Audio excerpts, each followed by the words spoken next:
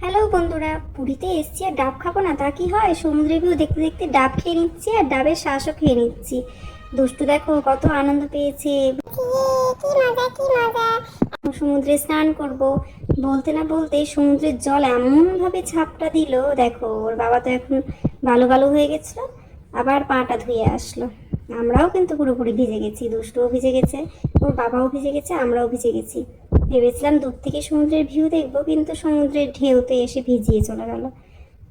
এই সমুদ্রে স্নান টান করার পর আবার আমরা বিকালে চলে এসেছি সমুদ্রে একটু ঘুরু ঘুরু করতে। দেখো কি সুন্দর মূর্তি বানিয়েছে, তাই না? দিয়ে বিকালের দিকে চলে গেছিলাম জগন্নাথ দেবের মন্দির দর্শন করতে।